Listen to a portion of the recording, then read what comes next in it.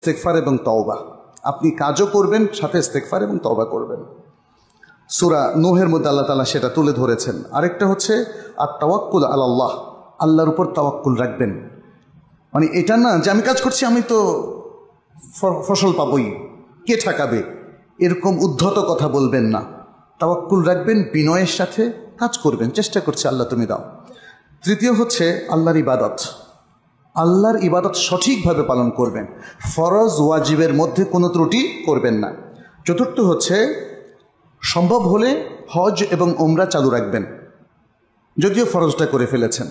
কারণ রাসূল সাল্লাল্লাহু আলাইহি ওয়াসাল্লাম বলছেন হজের পর হজ, ওমরার পর ওমরা যদি কেউ করে তাহলে এটা পাপকেও মিটিয়ে দেয়, দারিদ্র্যকেও দূরীভূত করে দেয়। পঞ্চম হচ্ছে আত্মীয় স্বজনের সাথে সম্পর্ক রক্ষা করা, তাদের উপকার করা, তাদের পাশে দাঁড়ানো, তাদের প্রতি ভালোবাসা রক্ষা করা, তাদের কুশলাদি জানা। নবী সাল্লাল্লাহু আলাইহি ওয়াসাল্লাম বলেছেন যে ব্যক্তি চায় যে তার রিজিক বেড়ে যাক, বৃদ্ধিপ্রাপ্ত হোক এবং তার মৃত্যুর পরে তাকে স্মরণ করা হোক, সেই জন্য আত্মীয়তার সম্পর্ক রক্ষা করে। ষষ্ঠ হচ্ছে আল্লাহর পথে নানা রকম ব্যয়। আপনি আল্লাহর পথে ব্যয় করবেন, আপনার ইনকাম বরকতপ্রাপ্ত হবে। ইয়ামহাকুল্লাহুর রিবা ওয়া ইউরবিস সাদাকাত, আল্লাহ রিবাকে মিটিয়ে দেন আর সাদাকাতকে বাড়িয়ে দেন। সপ্তম হচ্ছে ইকামাতুস সালাহ, সালাত আপনি কায়েম করবেন, তাহলে আল্লাহ সুবহানাহু ওয়া তাআলা আপনাকে রিজিক দিবেন। আল্লাহ বলছেন ওয়া'মুর আহলাকা বিস-সালাতি ওয়াসতাবির আলাইহা লা নাসআলুকা রিজকান নাহনু নারযুকুক। তাহলে সালাত পড়লে কে রিজিক দিবেন?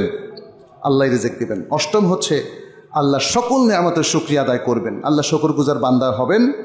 নবম হচ্ছে আপনার সকল সম্পদ, সকল কনজামশন, ভক্ষণ, পানীয় পান, এ সব কিছু যেন হালাল হয়, আপনি সর্বাত্মকভাবে সেই চেষ্টা করবেন।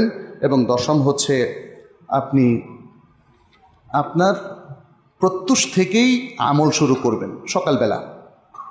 সকালবেলা ঘুমিয়ে থাকবেন না। দেখেন বরকত কমে গেছে, সবাই ঘুমিয়ে থাকে সকালবেলা, নামাজও ঠিক মতো পড়ে না। তাহলে আসুন আমরা হালাল রিজিকের অনুসন্ধান করি। হারামের সম্পৃক্ততা নিয়ে আমরা পরে আরেকদিন আলোচনা করব। আজকে শুধু ছোট্ট একটা হাদিস বলে শেষ করব। সেটা হচ্ছে এই যে